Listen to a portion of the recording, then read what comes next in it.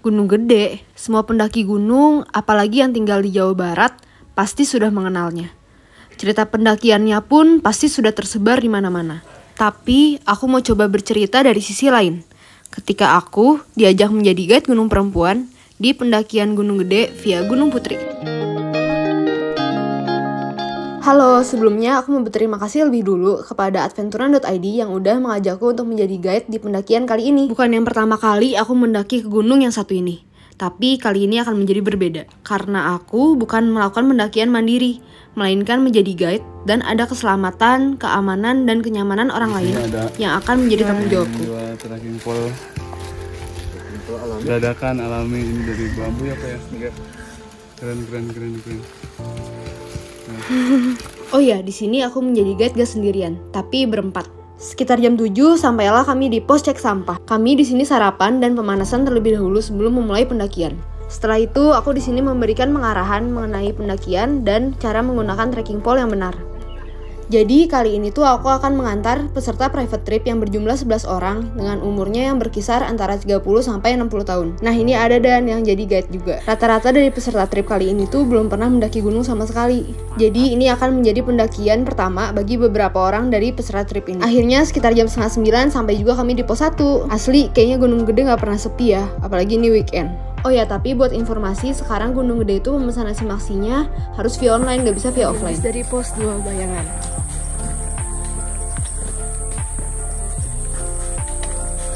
Lanjut yang tadi, simaksinya itu sekarang harganya 34.000 per orang untuk pendakian 2 hari semalam. Dan minimal orang pendakiannya itu 3 orang.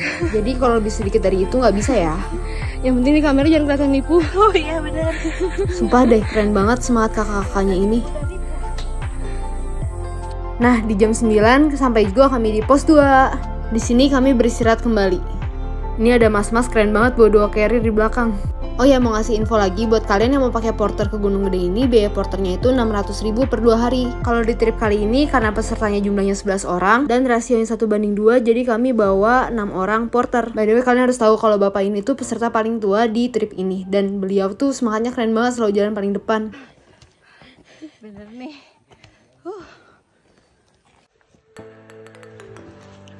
Lagi menuju pos 3. Yang lainnya sudah di belakang.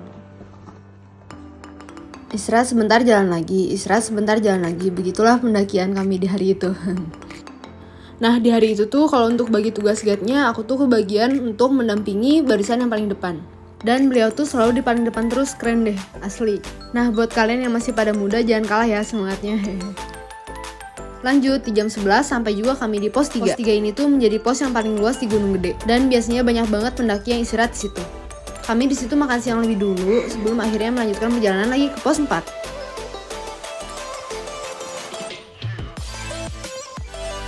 Trek pendakian dari pos 3 ke pos 4 di Gunung Gede via Putri ini tuh bisa dibilang menjadi trek yang paling berat karena kemiringannya yang lebih terjal dibandingkan trek dari pos-pos lainnya. Senyum dulu.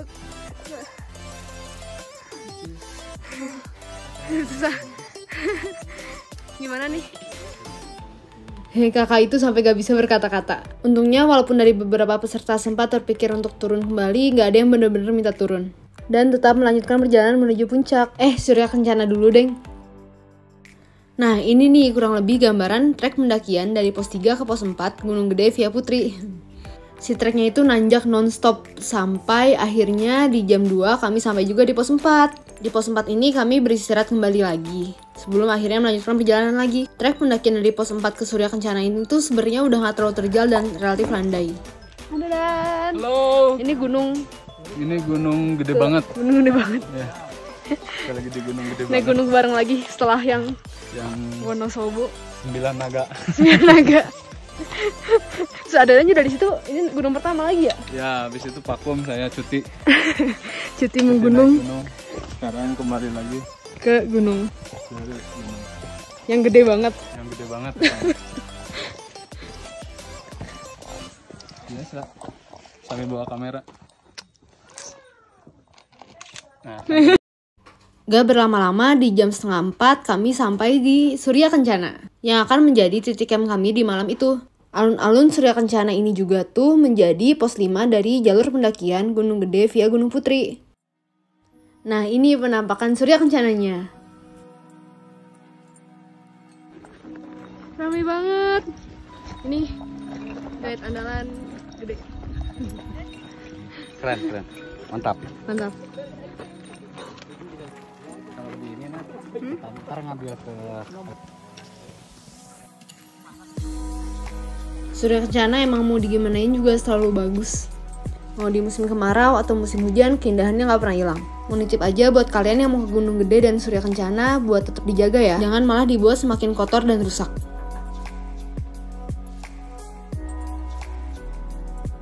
Waktu itu karena aku sananya lagi musim kemarau, jadi semua rumput-rumput di Surya Kencana itu menguning.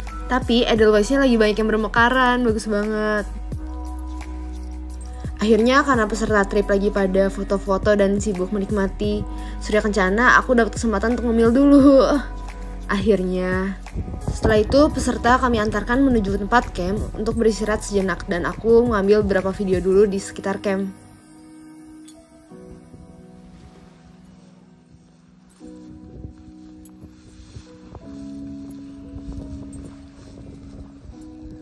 Nah, sesampainya di camp, tenda-tenda sudah dibangun oleh porter dan sedang menggembungkan matras tiup untuk peserta.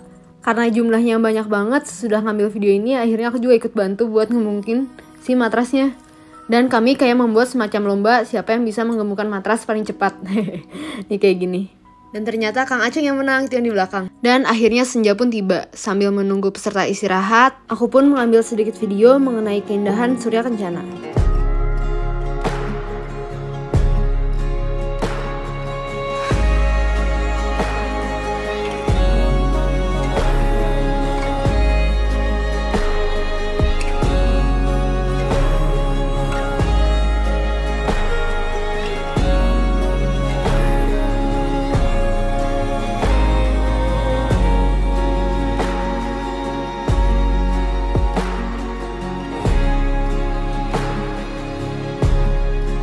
Udah cukup. Setelah itu, aku bersama porter dan guide lainnya langsung menyiapkan untuk makan malam peserta. Tema makan malam kali ini adalah Korean barbecue dengan daging sapi yang sudah disulap dan dibumbui oleh chef kita, Mang Rawing. Selain itu, untuk menjadi penghangatnya, kami juga menyiapkan sup tom yum yang udah diisi bakso-baksoan, sayur, dan lain-lain. Hangat banget rasanya melihat kebersamaan mereka, ngobrol, bercanda tawa sambil menyantap makanan yang ada di depan mereka. Emang bener kata orang, kalau gunung dan alam tuh bisa mendekatkan yang jauh. Sebelum saat kembali ke kota, kembali ke dunia dan kesibukannya masing-masing.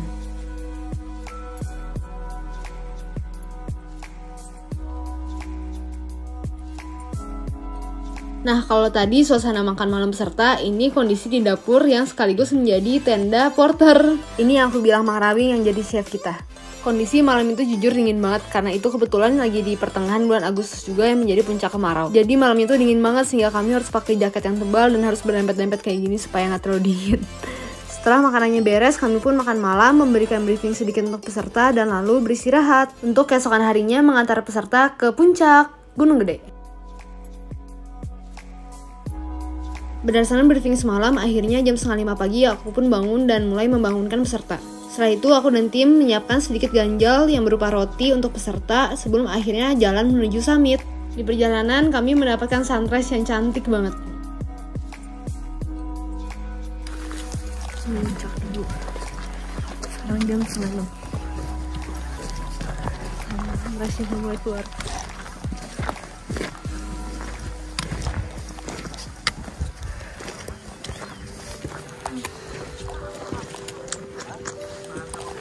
Karena mataharinya yang belum sepenuhnya muncul dan udara yang cukup dingin, akhirnya kami menyarankan untuk menggunakan headlamp dan juga jaket, serta berjalan dengan lebih berhati-hati.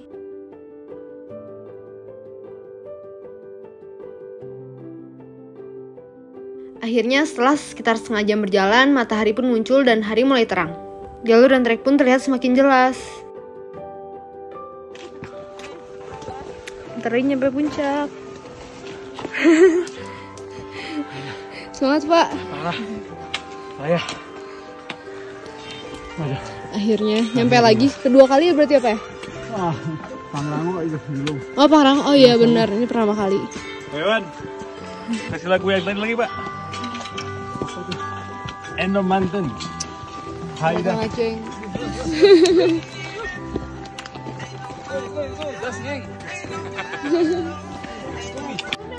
Puncak gede.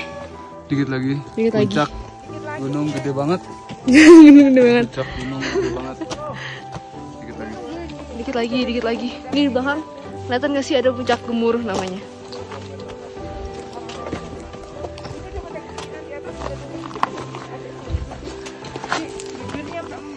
Puncak sudah terlihat, ramai banget ini kayaknya puncak sumpah. Ramai banget. Sampai alhamdulillah. Alhamdulillah.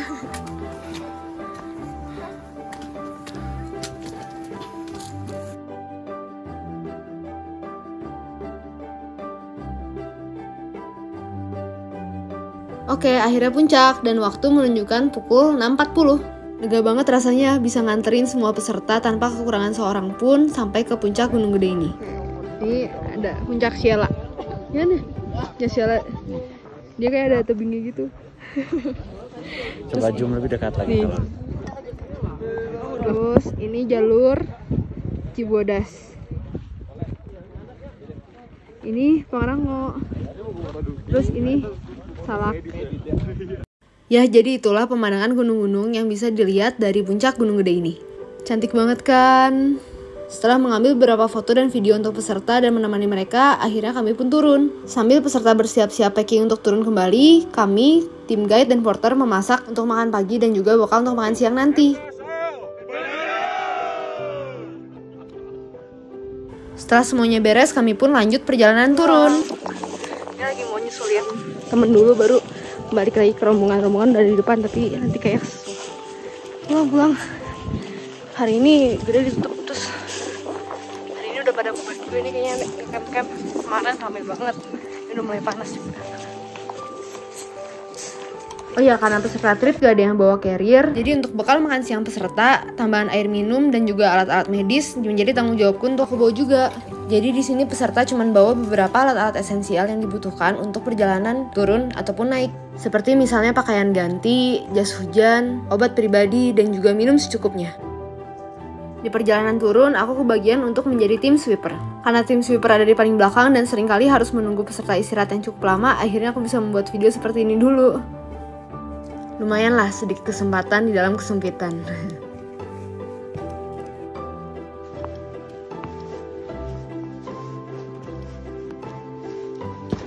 Kang Aceng, kita tuh lewat jalur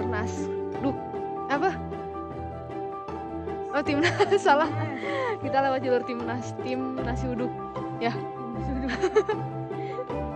jadi tadi pas di pos 4 tuh ada yang ke kiri kan ya? Ya. Jalur Timnas sepi. Tapi kayaknya kalau lewat sini naik mah lumayan ya. Lumayan kan, lebih lumayan daripada jalur biasa. Enaknya buat turun sepi, terus gak licin. Turun lagi.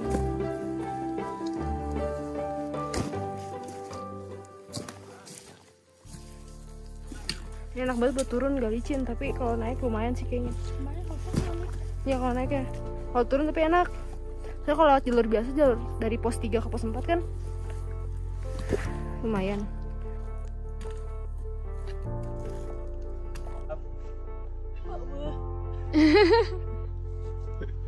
Terus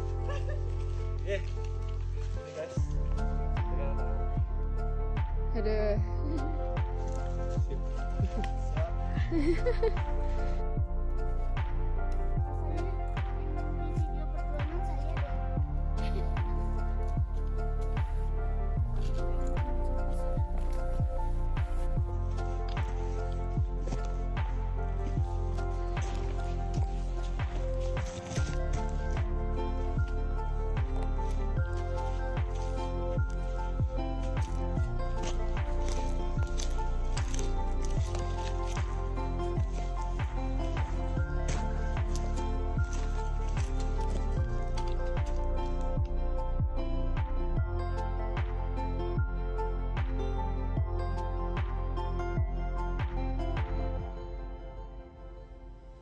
pulang.